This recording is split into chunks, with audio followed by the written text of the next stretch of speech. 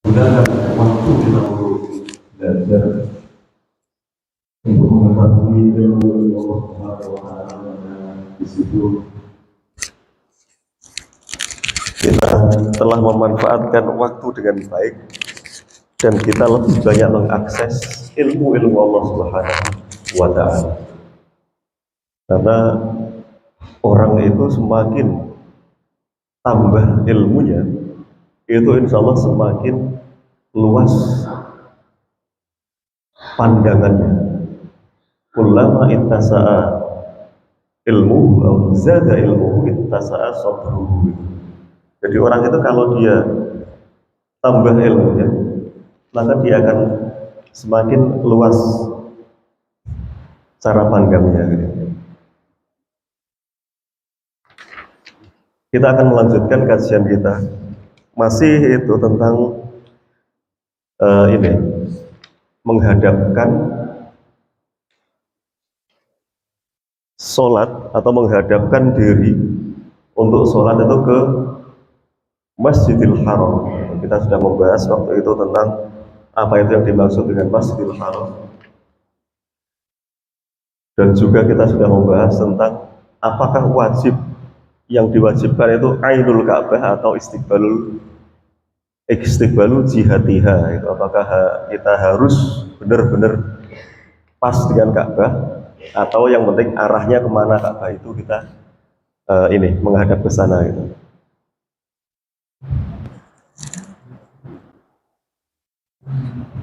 Hari ini kita akan membahas tentang hal tasihhu as-sholatu fawqa zuhril Ka'bah.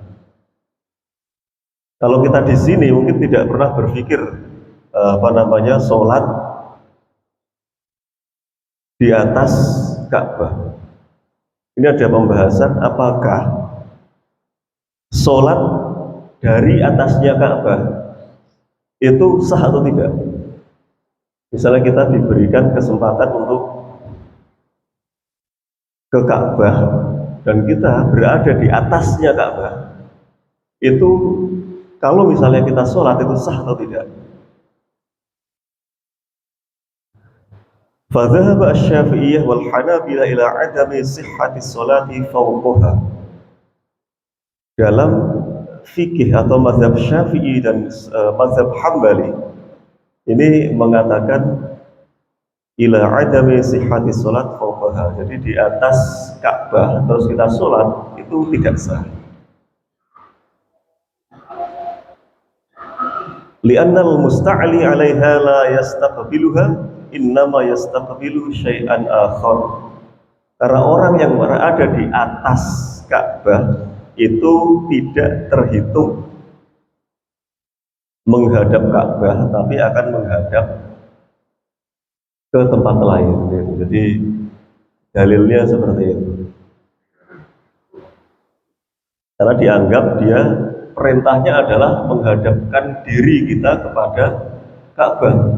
Kalau kita berada di atasnya Ka'bah, seperti kotak seperti ini misalnya, kita berada di atasnya, berarti kan kita akan menghadap ke tempat lain. Nah itu cara pandang dari fikih Syafi'i dan Hambali seperti itu, dan maka dihukumi tidak sah bagi orang yang naik ke atas Ka'bah terus melakukan sholat. Jadi di dalam fikih itu membahas hal-hal yang mungkin sangat jarang ya. Apa mungkin ada orang naik Ka'bah? Ya kan? Jadi masuk ke dalam Ka'bah. Kalau masuk ke dalam Ka'bah itu masih dimungkinkan, karena tamu-tamu kehormatannya raja itu diberikan akses untuk bisa masuk ke dalam Ka'bah. Ya, kita ya nggak usah masuk, nggak apa-apa, karena kita bisa melihat melalui media sosial isinya Ka'bah itu dalamnya ada apa, itu kita bisa lihat. Kalau di dalamnya Ka'bah itu masih bisa menghadap ya, ke salah satu sisinya. Tapi kalau di atasnya Ka'bah itu menurut mazhab Syafi'i dan Hambali ini tidak dianggap sebagai menghadap, sehingga dihukumi tidak sah. Wa ajaza al-Hanafiyah as-salatu fawqaha ma'al karahiyah lima fil isti'wa'i 'alaiha min su'il adab. Dalam fikih Hanafi, sholat di atasnya Ka'bah itu dihukumi sah tapi makruh, gitu. Jadi sah tapi makruh. Lima fil isti'la'i 'alaiha min su'il adab, karena di atasnya Ka'bah itu dianggap sebagai su'ul adab, bukan merupakan tata kerama yang baik. Mosok sholat di atas Ka'bah.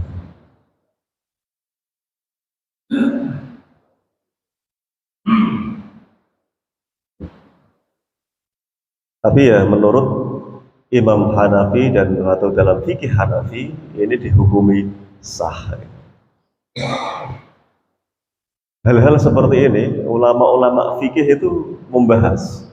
Bahkan di dalam fikih itu ada namanya fikih iftiradi. Ini mungkin belum pernah ini ya, belum pernah dengar namanya fikih iftiradi. Fikih iftiradi itu adalah fikih yang hukum-hukum yang dibahas itu berdasarkan pengandaian. Itu ada, tapi ini tidak terlalu penting lah. Di zaman kemunduran Islam, fikih iftiradi itu banyak dibahas malah. Tapi bahasanya rada ini berlebihan. Di zaman fikih iftiradi bahkan itu ada membahas hukum begini. Bagaimana hukumnya sholat ketika Ka'bah hilang? Ada seorang ahli karomah datang ke Mekah terus mengangkat Ka'bah, terus kita sholatnya menghadap kemana?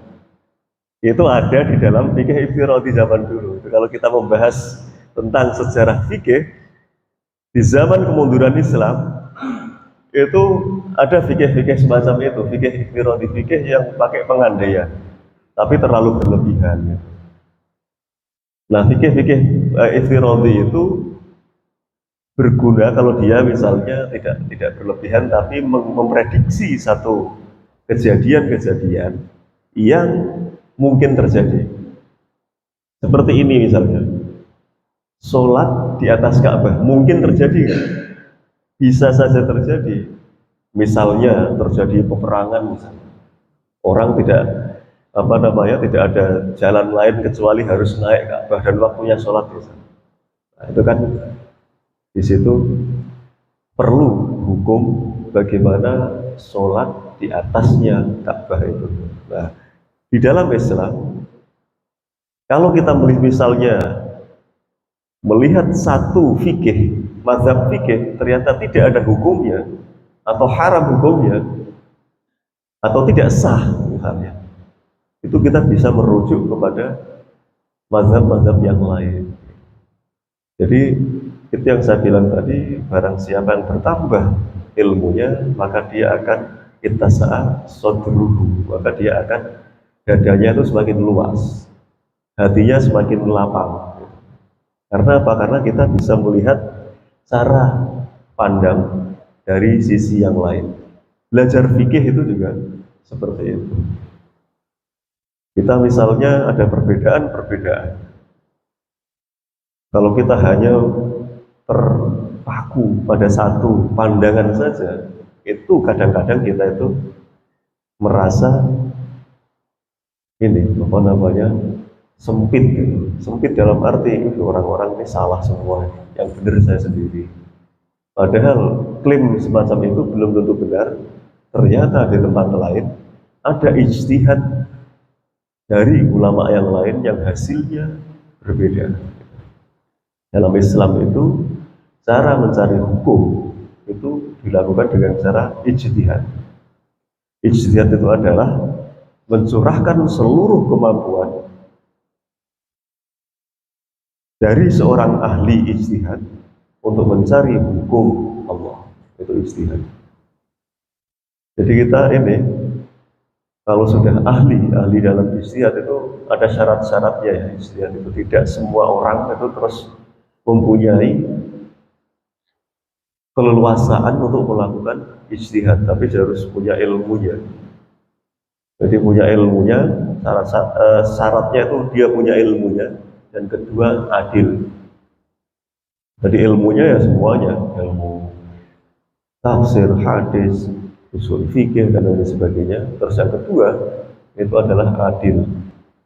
Jadi dia tidak boleh dalam ijtihad itu sudah ada pesanan. Kadang-kadang misalnya nih, kita kalau nanya kepada seorang kiai, seorang ustadz, itu di sela-sela pertanyaan kita itu sebetulnya kita sudah memesan jawabannya gitu. Jadi seorang mujtahid itu tidak boleh terpengaruh oleh kondisi yang akhirnya ini ya, bisa membuat dia tidak objektif, harus adil gitu. Makanya orang yang sudah sampai kepada level ijtihad seperti itu, terus dia melakukan ijtihad, ketika ijtihadnya benar, maka dia mendapatkan 2 pahala. Ketika ijtihadnya ternyata salah, dia akan mendapatkan 1 pahala. Itu jadi tidak ada orang ijtihad itu dosa. Jadi makanya terjadi perbedaan-perbedaan karena ada perbedaan pemahaman dan akhirnya menyebabkan perbedaan hasil dari ijtihad. Jadi itu bukan sesuatu yang aneh, itu sesuatu yang manusiawi. Jadi kalau misalnya kita menemukan perbedaan, itu lihat saja itu nanti dalil-dalilnya. Nah, kita mempelajari tafsir ayat-ayat hukum seperti ini juga salah satunya adalah untuk melihat cara pandang dari mazhab-mazhab yang mempunyai hukum-hukum tertentu. Itu ya, mengenai apakah sah atau tidak hukumnya sholat di atas Ka'bah. Yang keempat, mengenai ayat tentang menghadapkan diri kepada Masjidil Haram atau menghadap kiblat itu, aina yang durul musolli waktu sholati,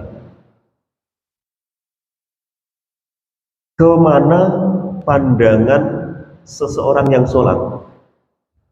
Karena ayatnya adalah fawalli wajhaka syatrul masjidil haram, hadapkanlah, kalau kita letter dari ayat itu, hadapkanlah wajhaka, kan wajahnya, syatrul masjidil haram, ke arah Masjidil Haram.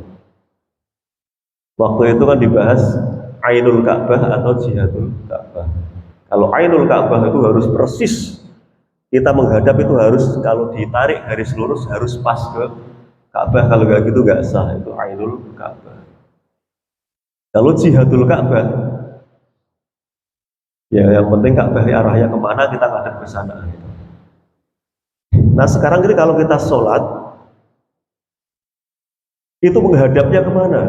Apakah kita menghadap ke depan, atau kita boleh menghadapkan wajah kita, menundukkan melihat tempat sujud? Nah gitu.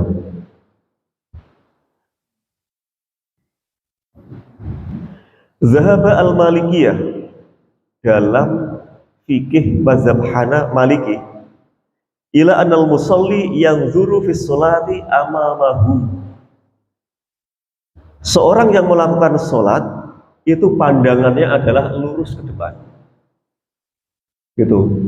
Jadi kalau melihat orang sholat terus pandangannya lurus ke depan, itu jangan langsung dilihat bahwa orang ini tidak sesuai dengan kaidah khusyuk. Kata ulama itu kalau khusyuk kan disuruh melihat ke bawah. Nah ini fikih Maliki berarti gitu. Fikih Maliki dia, karena di dalam fikih Maliki itu orang sholat itu menghadap ke depan, gitu. Sementara kalau kita kan, kalau sholat di sini kan menghadap ke bawah, ke ini, ke melihat ilama an-nazar ila mahallis sujud, ila maudhi'is sujud.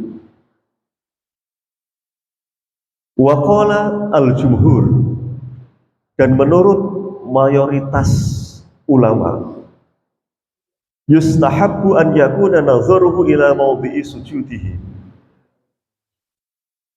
Disunahkan atau dianjurkan untuk melihat kepada tempat sujud. Nah, ini jumhurul ulama. Kalau kita misalnya sholat dan kita melihat kepada tempat sujud, itu memang merupakan pendapatnya mayoritas ulama.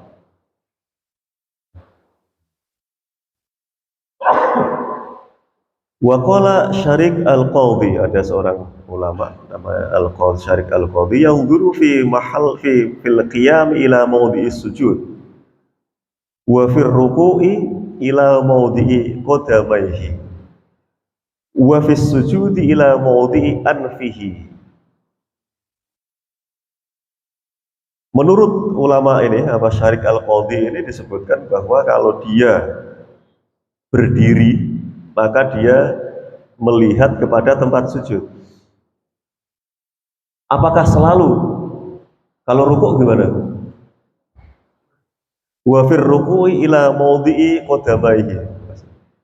Kalau dia dalam kondisi rukuk, dia melihat pada bagian kakinya. Itu kalau kita misalnya ini kaidahnya kan biasanya disebutkan melihat tempat sujud. Kalau sedang rukuk, ya gimana? Nah, kalau kita sedang rukuk, ternyata di sini disebutkan melihat pada tempat atau melihat kakinya, gitu. Wa fis sujudi ila mawdi'i anfihi. Kalau sedang sujud, melihatnya kemana? Melihatnya kepada tempat di mana hidungnya jatuh. Gitu. Ada pertanyaan. Ini kan semuanya isinya melihat. Ada orang yang bisa khusyuk kalau merem. Ada nggak di sini? Kalau merem itu malah khusyuk. Bagaimana hukumnya sholat merem? Pernah nggak nanya seperti itu?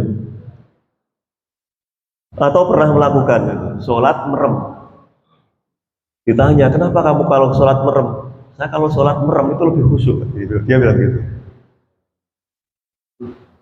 Dalam buku, saya pernah baca buku judulnya 33 cara untuk menghadirkan khusyuk di dalam sholat. Salasah wasalasina sababan lil khusyuk di sholat. 33 cara dalam menghadirkan khusyuk dalam sholat. Itu dibahas di situ. Bagaimana hukumnya sholat merem? Nah, di buku itu disebutkan bahwa sholat dengan memejamkan mata itu sah. Sah, ada tapi yang sah, tapi yukhalifus sunnah. Tapi dia menyelesaikan sunnahnya. Karena tidak ada ajarannya Rasul sholatnya merem. Dan dalam pembahasan ulama ini disebutkan sholat itu kalau di dalam mazhab Maliki yang zuru amamahu, melihat ke depan, bukan merem ke depan kan. Kalau merem kan nggak jelas. Ini kan disuruh melihat. Jadi artinya sholat itu harusnya tuntunannya itu dalam kondisi melek. Mata tidak terpejam. Tapi ya itu tadi, kalau merem itu masih sah, tapi tidak ada sunnahnya. Sunnahnya nggak seperti itu. Itu bukan ajaran dari Rasulullah. Jadi kalau kita berdiri, kalau menurut yang jumhur ini, jumhurul ulama, kita berdiri melihat ke tempat sujud. Nah, kalau rukuk melihat ke tempat sujud kan begini. Nah, disarankannya melihat ke bawah, melihat kaki. Terus kalau sujud melihat ke hidungnya. Jadi tidak merem ya di situ ya. Jadi tidak ada ajarannya sholat itu merem atau memejamkan mata.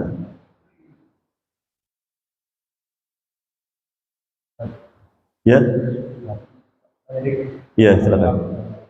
tadi berada di atas Ka'bah itu. Bagaimana kalau misalnya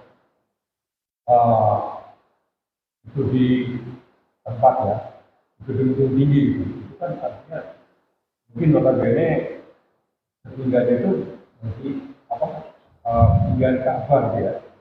Itu kalau kita mengacu ke dari sapi dan Maliki itu kan kita kalau Hambali ya masih sangat makruh ya. Nah itu katakan ini kan banyak dari sudut di Indonesia kan banyak yang tinggi. Kalau karena soalnya mungkin ya di paling ketiganya seperti tiga kata itu berarti juga tidak sah kita ya. Ya kalau kita tidak pas berada di atas Ka'bah itu sebetulnya secara pasti, secara sah dan meyakinkan itu masih menghadap ke Ka'bah. Karena kan Ka'bah itu meskipun di bawah, tapi sebetulnya kan kita bisa tarik ke atas gitu. Ngadepnya kan pasti ke sana. Dan mayoritas itu kan menyebutkan menghadapnya sholat itu kepada jihatul Ka'bah. Arahnya Ka'bah itu di mana? Kalau misalnya kita nggak usah jauh-jauh sebetulnya, dari Zam-Zam Tower misalnya, yang di depan itu kan tinggi. Kalau kita sholat dari Zam-Zam Tower kan Ka'bah di bawah kita. Itu kan, tapi tetap saja kita ini memastikan ke Ka'bah. Ya dengan asumsi misalnya Ka'bah itu ditarik ke atas, kita pasti kan akan bersambung gitu menghadapnya. Jadi tidak ada masalah. Yang jadi masalah cuma satu tadi, kalau kita berada di atasnya pas. Kalau di atasnya pas itu kan kita menghadap kemana tuh? Yang dihadapkan itu kan badannya.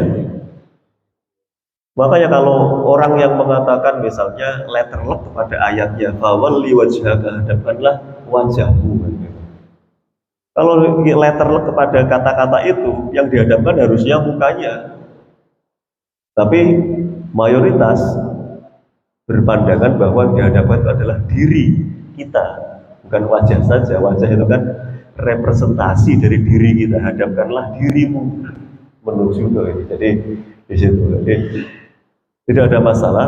Kalaupun kita berada di Zam-Zam Tower sekalipun yang paling dekat dengan Masjidil Haram di situ yang kita tinggal melangkah sampai itu tetap sah. Hanya saja itu tadi.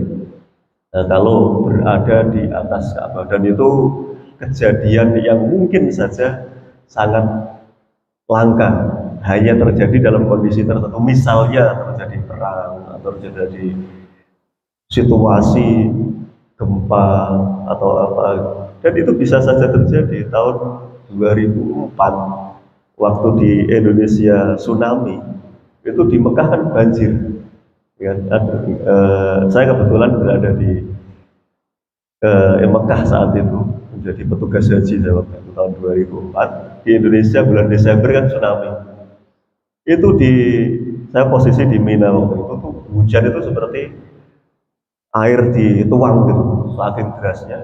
Dan di Ka'bah, di sekitar Ka'bah itu air tingginya selutut saat itu. Misalnya dalam kondisi wajir tidak bisa melakukan apa-apa, yang hanya bisa dilakukan adalah naik ke atas Ka'bah misalnya, kan bisa terjadi itu, sangat mungkin terjadi. Nah itu hukumnya seperti apa? Nah kita merujuk kepada hukum fikih Imam Hanafi yang membolehkan dalam kondisi yang tidak normal, bisa saja hukumnya tidak makruh. Makruh itu kalau dalam kondisi normal, dan hukum itu bisa berubah karena didasari oleh perbedaan waktu, tempat, situasi, dan kondisi. Itu bisa berubah. Jadi jangan jangan heran kalau ada hukum itu berubah, karena bisa saja hasil ijtihad berdasarkan realitas yang ada saat itu atau mendorong adanya perubahan hukum.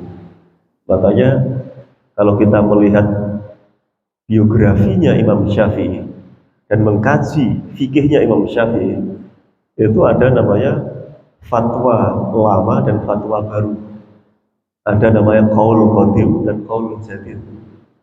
Qaul qadim itu ketika Imam Syafi'i masih berada di Irak, dan qaul jadid itu ketika Imam Syafi'i sudah berada di Mesir. Di antara qaul qadim dan qaul jadid itu ada beberapa masalah atau banyak masalah yang beda-beda ininya hasilnya itu, hasil ijtihadnya itu. Yang namanya manusia itu bisa berubah. Imam Syafi'i waktu di Irak terus pindah berdasarkan hasil penelitiannya, berdasarkan hasil kajiannya terhadap realitas, itu bisa saja merubah. Maka jangan heran nanti kalau ada perbedaan hukum fikih dari satu tempat ke tempat yang lain. Itu. Misalnya kita hidup di negara yang sangat sedikit airnya, itu bisa berbeda hukumnya dengan negara yang banyak airnya. Di dalam wudhu misalnya, israf, berlebih-lebihan di dalam menggunakan air hukumnya haram. Nah, israf, menggunakan air berlebihan, itu bisa jadi ijtihadnya ulama yang di situ susah air dengan ulama yang di sini banyak air, misalnya, itu bisa berbeda. Gitu. Jadi artinya kita harus benar-benar melihat pada realitas sosial. Seorang ulama yang akan melakukan ijtihad juga melihat realitas sosial sehingga hukum-hukum fikih yang dihasilkan itu mencerminkan kondisi sosial kemasyarakatan dan akhirnya sampai pada esensi agama. Agama itu tidak menyusahkan pemeluknya. Jadi kalau ada pilihan hukum, yang satu membolehkan, yang satu tidak, tapi yang tidak membolehkan ini sangat memberatkan, ya kita memilih hukum yang membolehkan saja, asalkan di situ ada dalilnya. Gitu. Dan Rasulullah SAW itu kalau disuruh memilih dua hal, maka Rasulullah akan memilih yang lebih mudah asalkan tidak ada unsur dosanya. Itu tuntutannya seperti itu. Dan di dalam agama ini selalu ditekankan yassiru wala tu'assiru, basyiru wala tunaffiru. Yassiru, permudahlah, wala tu'assiru, jangan membuat sulit, jangan disulit-sulitkan. Basyiru, berikanlah kabar gembira, wala tunaffiru, jangan membuat orang lari. Jadi agama itu harus dibuat mudah, tapi bukan di asal-asalan. Mudah, tapi tidak asal-asalan. Asal-asalan itu dalilnya nggak jelas, itu asal-asalan. Kalau mudah itu mencari dalil, tapi dalil itu akhirnya menghasilkan satu amalan atau hukum-hukum yang lebih memudahkan kepada pemeluk agama kita sebagai seorang muslim. Jadi ada salah satu aliran fikih yang namanya fikih taisir.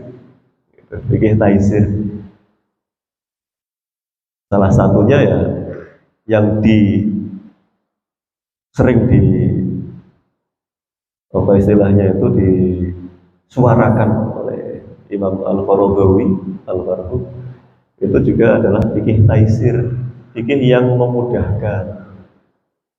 Misalnya kita masih berpandangan zakat itu harus memakai ini, zakat fitrah ya. Zakat fitrah harus memakai bahan pokok, harus misalnya, tidak boleh diganti dengan uang.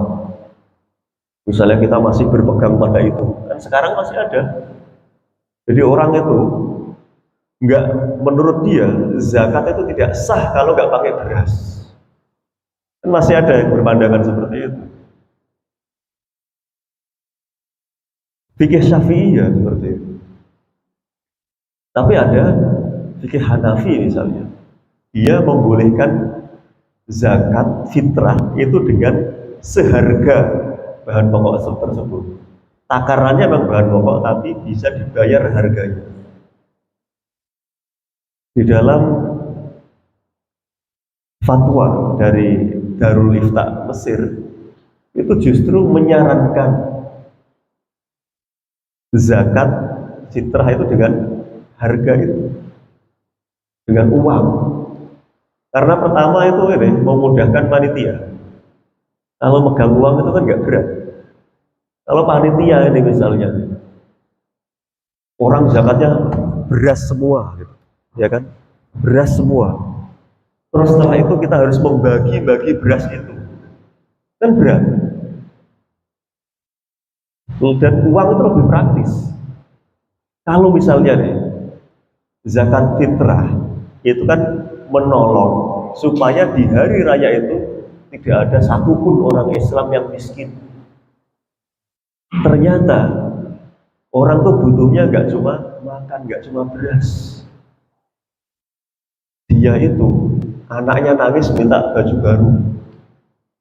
Akhirnya beras yang dikasih itu dijual. Dan kalau beras itu dijual yang tadinya harganya 1 kilo itu 10.000, kalau orang menjual kepada orang yang pedagang itu pasti dihargai di bawah 10.000. Nah kalau kita berpikirnya kaku zakat tuh harus beras, itu ternyata belum tentu lebih bermanfaat kepada orang yang menerima zakatnya. Bisa jadi zakat dengan uang itu lebih bermanfaat bagi orang yang menerima zakatnya, karena uang itu bisa dibelikan beras. Tapi beras itu harus diuangkan dulu untuk bisa membeli sesuatu. Dan orang kalau pas mau lebaran itu butuhnya ternyata tidak cuma makan gitu. Nah di situ kita perlu berpikir itu di dalam mencari hukum-hukum. Itu kalau ada pilihan-pilihan, itu kita cari mana yang kira-kira lebih tepat untuk tepat sasaran bagi penerimanya. Kalau saya sendiri berpandangan dari pilihan-pilihan tersebut, zakat uang itu lebih praktis. Kita sebagai takmir masjid yang di sini mengumpulkan kan lebih gampang. Setelah itu lebih mudah untuk melakukan distribusi. Tapi kalau misalnya kita melihat ada indikasi kalau dikasih uang itu malah digunakan untuk hal-hal yang tidak baik, misalnya gunakan untuk berjudi ini dan sebagainya. Nah di situ baru jangan memberikan zakat dalam bentuk uang. Nah, itu. Jadi artinya seseorang yang berada di tengah-tengah umat itu harus benar-benar sadar tentang kondisi umat. Gitu. Makanya dalam Rasulullah itu kalau sholat Id, jalan berangkatnya sama jalan pulangnya itu berbeda, dan kita disunahkan seperti itu. Jadi kalau kita berangkat dari rumah menuju ke masjid mau sholat Id nanti kalau itu Idul Fitri, itu jalannya itu disunahkan untuk berbeda. Kalau kita berangkatnya lurus, nanti pulangnya cari jalan yang lain aja, jalan yang muter misalnya, atau berangkatnya muter. Itu sunnah dalam ini ajaran Rasulullah. Itu sebetulnya kalau kita mau mendalami lebih dalam lagi, itu kan melihat situasi orang. Kalau berada di tengah-tengah umat itu harus punya solidaritas, melihat situasi, oh ada orang yang kelaparan, ada orang yang membutuhkan, tidak sekedar beda jalan, tidak. Kalau kita melihat ke dalam kan seperti itu, dilihat oh ternyata di sana ada kejadian seperti ini, oh di situ ada ini, dan itu sebetulnya tidak hanya terbatas di hari itu saja. Itu adalah satu stimulasi supaya kita tuh peka terhadap realitas sosial gitu. Makanya Islam itu mengajarkan tidak sempurna iman seseorang yang dia tidur dalam keadaan kenyang, sementara tetangganya kelaparan. Itu iman kita nggak sempurna. La yu'minu ahadukum, bahasanya itu. Tidak sempurna iman seseorang. Imanmu apabila dia bisa tidur dalam keadaan kenyang, sementara tetangganya tidak bisa tidur karena lapar. Agama itu seperti itu. Jadi kembali kepada ini semangat dari fikih itu mencari hukum yang lebih tepat sasaran, yang memudahkan. Tidak harus menyusah-nyusahkan diri. Ya, tidak harus menyusah-nyusahkan diri kalau ada pilihan-pilihan hukum yang lebih meringankan. Ya, jadi kita itu jangan membuat agama itu menjadi bagian dari masalah. Agama itu adalah membimbing, tahzib. Tahzib itu artinya mendidik, bukan pakai ain ta'zib. Kalau pakai hak itu tahzib, itu artinya mendidik. Agama itu tujuannya mendidik jiwa kita, mendidik perilaku kita. Tahzib pakai hak. Kalau ganti sama ain namanya ta'zib. Ta'zib itu artinya menyiksa. Agama itu bukan untuk menyiksa. Kita itu disuruh sholat subuh itu kan berat, tapi itu bukan dalam rangka menyiksa, tapi itu dalam rangka mendidik supaya kita itu bisa bangun pagi-pagi. Dan Rasulullah SAW bersabda, burika ummati fi bukuriha, umatku diberkahi pada pagi harinya. Dan kalau misalnya kita tidak dipaksa untuk melakukan sholat subuh, kita tidak bisa bangun subuh, kita melewatkan waktu yang berkah. Bahkan 2 rakaat di waktu subuh itu khairun minad dunya wa ma fiha. 2 rakaat subuh itu lebih baik dari dunia dan isinya. Dan kalau misalnya kita, ini orang kayak disiksa, disuruh bangun di waktu subuh, itu kita diberikan satu pendidikan sebetulnya. Jiwa kita dididik supaya mendapatkan keberkahan, mendapatkan manfaat yang luar biasa besarnya. Jadi agama itu tahdzib, bukan ta'dzib, bukan menyiksa. Bahkan dalam yang kelihatannya kejam sekalipun, potong tangan misalnya. Orang yang mencuri di dalam Islam itu hukumnya adalah dipotong tangannya. Apa itu penyiksaan? Kalau kita berbicara tentang HAM, hak asasi manusia, membela hak asasi manusia, orang-orang yang sok dalam tanda kutip berpegang pada HAM itu melihat bahwa hukum potong tangan itu sebagai sesuatu yang keji. Tapi sebetulnya enggak. Agama itu ingin menyelamatkan orang, ingin menata masyarakat. Kalau orang mencuri dibiarkan, dia akan mencuri lagi. Tapi di dalam Islam itu sangat berhati-hati ketika menjatuhkan hukum. Dan bahkan di dalam teori hukum, seorang hakim itu dinasihatkan seperti ini. Seorang hakim yang salah dalam menjatuhkan hukum, harusnya dipotong tapi tidak dipotong, itu lebih baik daripada dia salah di dalam seharusnya nggak dipotong malah dipotong. Maka ketika ada satu hal yang menyebabkan atau meringankan hukum, itu harus dilihat gitu. Jangan sampai salah, hakim itu nggak boleh salah, karena tangan kalau sudah dipotong itu nggak bisa dibalikin lagi. Dan di dalam Islam itu potong tangan itu pun sudah ada nisabnya. Kalau dia mencuri, nisabnya sekian, 1/4 nisabnya emas misalnya, kalau nggak salah itu baru dipotong tangannya. Dan juga di zamannya Umar bin Khattab itu tidak diterapkan hukum memotong tangan, karena saat itu dalam kondisi masyarakat dalam kondisi paceklik.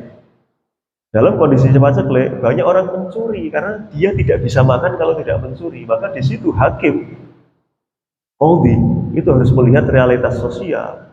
Nah, saat itu, kalau seandainya semua orang yang mencuri dipotong tangannya habis. Nah, disitulah kehati-hatian di dalam menjatuhkan hukum. Dan sunnah Rasulullah juga seperti itu. Ada orang datang mengaku berzina. Ya Rasulullah, saya berzina. Ah, enggak, kamu mungkin tidak sadar, balik aja dulu. Kan seperti itu, sampai berulang-ulang, sampai akhirnya dijatuhkan hukuman. Jadi tidak langsung. Jadi ketika kita melihat satu fenomena, satu hukum Islam misalnya, itu jangan dilihat langsung dari situ, tapi maslahatnya. Orang yang mencuri itu tidak menghargai usaha manusia. Kita mencuri, orang mencari penghasilan, mencari nafkah, ini kan luar biasa repotnya, pakai tangan. Dan itu ada orang mengambil dengan seenaknya, dia enggak menghargai tangannya orang yang sedang mencari nafkah itu. Karena dia tidak menghargai tangan, tidak menghargai hasil jeripaya orang lain, maka hukum Islam adalah dipotong tangannya. Kalau kita memahami logikanya seperti itu, kita akan memahami, oh kemaslahatannya ada di situ. Terus hukum kisos misalnya, walakum fil kisosi hayatun.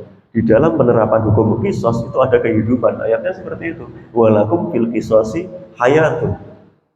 Kalau orang yang punya naluri membunuh tidak dibunuh, maka dia nanti selesai dihukum, dia bisa punya naluri membunuh lagi. Itu letak penafsiran dari walakum fil qisosi hayatun, itu al qatlu anfa'u bil qatli. Kalau dibunuh itu akan memberi manfaat kepada ini, bagi kehidupan gitu. Itu logika hukum seperti itu harus kita kaji supaya kita dalam memahami hukum Islam itu lebih ini ya, lebih jelas gitu. Nah ini penting ya, hal-hal seperti ini untuk kita pelajari supaya kita itu sebagai orang Islam itu benar-benar memahami agama kita sendiri dan kita benar-benar tahu ternyata hukum itu disyariatkan itu bukan tanpa dasar, tapi semuanya itu disyariatkan karena kemaslahatan. Karena seandainya agama ini diperas jadi santan, maka santannya itu disebut dengan maslahat, kemaslahatan manusia, baik di dunia maupun di akhirat. Ini bedanya dengan hukum yang lain. Kalau hukum yang lain bisa jadi memberikan kemaslahatan, tapi di dunia saja, tapi tidak sampai ke akhirat. Karena apa? Karena dia tidak sesuai dengan tuntunan Allah. Kalau sesuai dengan tuntunan Allah, di dunia manfaat, di akhirat nggak harus bertanggung jawab lagi, harus sudah sesuai gitu. Nah itu bedanya hukum Islam dengan hukum lainnya atau hukum konvensional. Gitu. Ya kita belajar tentang hukum Islam dan bagaimana kita menerapkan di dalam kehidupan kita sehari-hari. Meskipun karena negara kita tidak memakai secara letter hukum Islam itu bukan satu alasan kita terus meninggalkan, tidak belajar lagi tentang hukum Islam. Kita harus tetap tahu.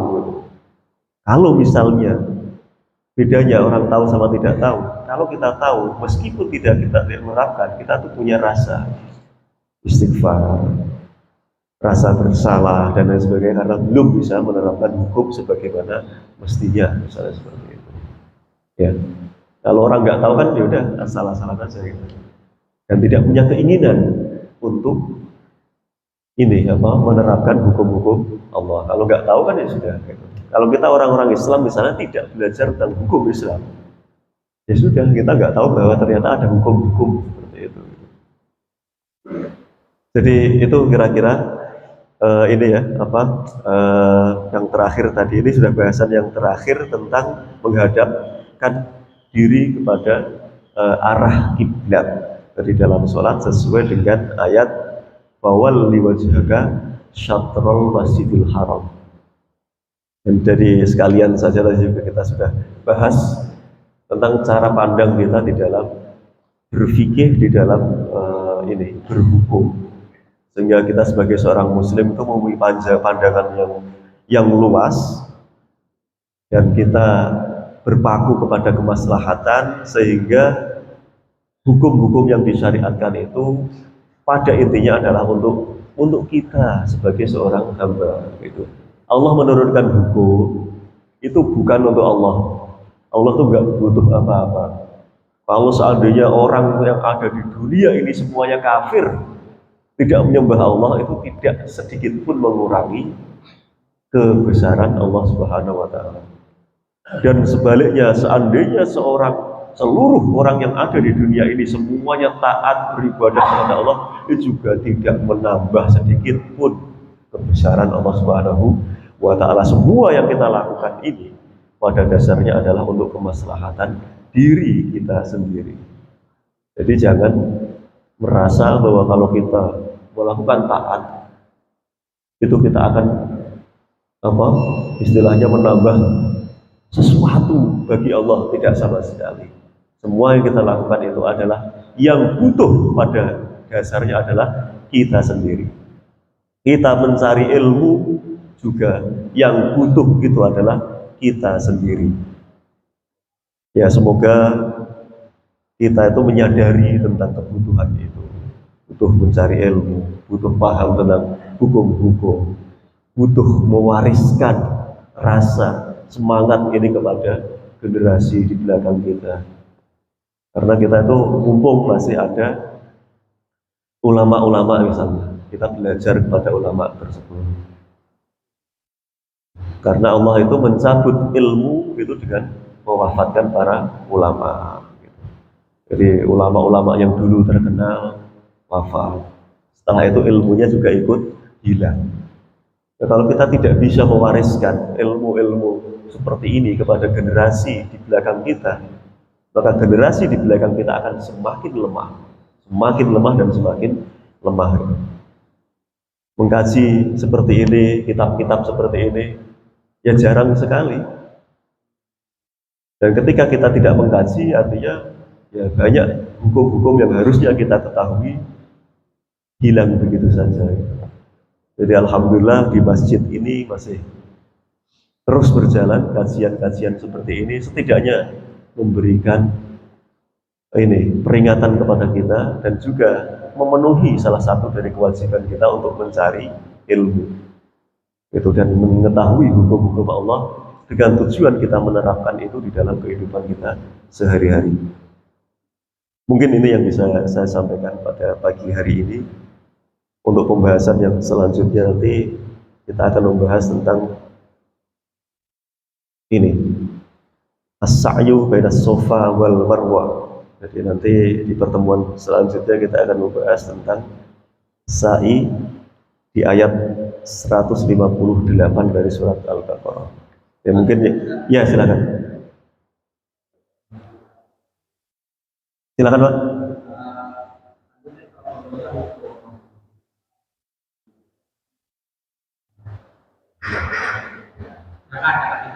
Ya.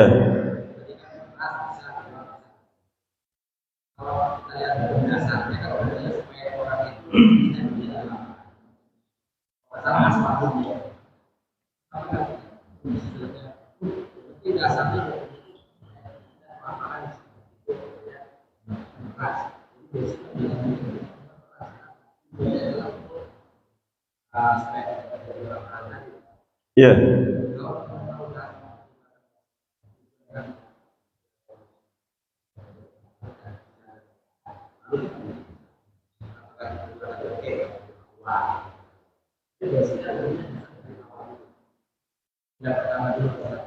Ya, yang saya maksud adalah kita itu hanya berpegang pada satu saja. Kalau nggak beras nggak sah. Nah itu maksudnya tidak harus kaku seperti itu. Nah kalau di sini kan mempraktekkan dua-duanya, ya beras boleh, uang juga boleh. Ada sebagian orang yang hanya berpegang, kalau nggak beras nggak sah. Maksud saya, fikih itu nggak harus kaku seperti itu, fleksibel saja. Kalau kemaslahatannya itu beras, ya pakai beras. Kalau ternyata kemaslahatannya bukan beras, ya cari yang selain beras pakai uang tadi, dan ternyata lebih memudahkan bagi panitia, lebih pas bagi orang yang menerima, kenapa tidak gitu, daripada ini. Ya sama-sama boleh, tapi ada orang yang membolehkan pakai uang, ada yang tidak membolehkan pakai uang karena perintahnya adalah zakat itu dengan bahan pokok yang dijadikan makanan pokok saat itu. Nah, dari artinya kalau cakrawala pandang kita di dalam fikih itu luas, kita itu ternyata bisa melihat ada beberapa pendapat dalam fikih mengenai zakat fitrah bisa pakai barangnya atau pakai qimahnya. Qimah itu harganya, dengan membayar harganya. Nah, cara kita di dalam bersikap itu fleksibel. Jadi fleksibel kalau bisa itu melihat yang paling manfaat bagi penerima zakat itu apa? Itu menjadi ini apa namanya, kebijakan yang kita ambil itu berdasarkan realitas itu. Itu kalau bisa. Jadi akhirnya kita menerapkan hukum itu tepat sasaran. Nah, itu yang saya maksud. Jadi bukan masalah harus beras atau uang, semuanya sama-sama boleh, dan kita berpandangan semuanya boleh. Dan dalam mengambil satu kebijakan, lihat realitasnya seperti apa. Kalau ternyata misalnya orang-orang yang akan kita beri zakat itu ada laporan dari tetangganya, itu tetangga saya itu anaknya dari kemarin tuh nangis karena teman-temannya pakai baju baru yang itu nggak punya uang, terus kita kasih beras. Pertama, kita nggak peka terhadap kondisi sekitar. Kalaupun kita kasih beras, yakin saya pasti uang beras itu akan dijual, digunakan untuk membelikan baju anaknya yang udah nangis berhari-hari. Nah, dalam kondisi seperti itu menurut saya kita lebih tepat memberikan uang daripada beras. Artinya kita itu melihat realitas sosial. Ya, kalaupun kita nanti memberikan beras pada kondisi seperti itu tidak salah. Tapi beras itu kalau dijual harganya nanti pasti turun. Yang tadinya beras itu 12.000 dijual kepada 12.000 atau 10.000, dijual nanti harganya pasti turun karena si pedagang ini pasti kan ngambil untung. Nggak mungkin. Dan beras itu kalau beras zakatan itu kadang-kadang ada asumsi belum tentu beras yang bagus. Nah, turunin lagi. Membeli eceran harganya juga turun karena biasanya pedagang itu beli pakai harga partai besar. Kalau harga eceran 12.000 itu ngambilnya belum tentu 12.000. Mungkin bisa jadi harganya adalah ada untungnya 3.000 atau berapa ribu. Jadi message-nya atau pesan moralnya sebetulnya adalah fikih itu harus melihat situasi dan kondisi sehingga kita di dalam menerapkan hukum itu tepat sasaran. Ya, seperti itu. Fikih itu seperti dokter yang memberikan resep. Kalau ada orang sakit, sakitnya pilek, itu jangan sampai dikasih obat batuk. Mirip-mirip sih, batuk sama pilek kan mirip. Tapi seorang dokter itu harus bisa mendiagnosis sedemikian rupa sehingga ini pasti atau kemungkinan besar asumsinya adalah pilek, maka diberikan obat flu. Tapi karena gejalanya ini kayaknya ada batuk-batuknya, nggak jelas gitu, akhirnya diberikan obat batuk, misalnya akhirnya nggak sembuh-sembuh. Nah, fikih itu juga semangatnya seperti itu, memberikan hukum dan hukum ini bisa menyelesaikan masalah. Itu fikih. Mungkin itu ya kira-kira.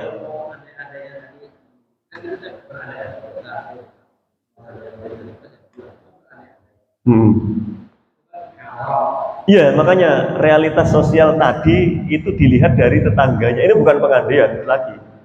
Kita kalau melihat kondisi seperti itu, jadi tidak usah dimasalahkan antara beras dan uang. Tapi perkiraan saja yang paling manfaat, nggak ada masalah. Perkiraan yang paling manfaat bagi sama-sama sah. Kalau tidak sah, satu tidak, itu baru kita jadi masalah. Kalau sama-sama sah, itu dicari yang paling tepat. Kira-kira seperti itu. Jadi nggak ada masalah sama sekali di sini. Karena kita berpandangan zakat dengan qimah, dengan uang, itu sah. Kecuali kalau kita berpandangan zakat dengan uang, itu tidak sah. Nah itu baru masalah. Dan ada yang berpandangan seperti itu. Kalau saya sendiri tidak mengikuti yang berpandangan seperti itu. Oke, mungkin kita selesaikan pada pagi hari ini dan semoga kita masih bisa konsisten mengkaji dan ini berexercise. Ini namanya exercise, bertanya, melihat-lihat, berpikir itu supaya kita luas cara pandangnya. Kalau tidak bisa, misalnya kita tidak bisa mencerna, ya udah ditanyakan. Kalau saya nggak bisa, ya saya bilang nggak bisa. Misalnya saya nggak bisa jawab, ya sudah, biasa saja gitu. Berarti ilmu saya sampai di situ. Jangankan kita, gitu. Ulama-ulama terdahulu ditanya juga jawab nggak bisa itu biasa. Dan justru di situ kita tidak harus semua jawab pertanyaan itu harus dijawab dan kita mesti bisa nggak. Kalau kita nggak bisa, kita bilang saja nggak bisa. Kalau kita ditanya juga seperti itu. Kalau ditanya, jangan karena wah nggak pantas, apalagi Ustadz gitu.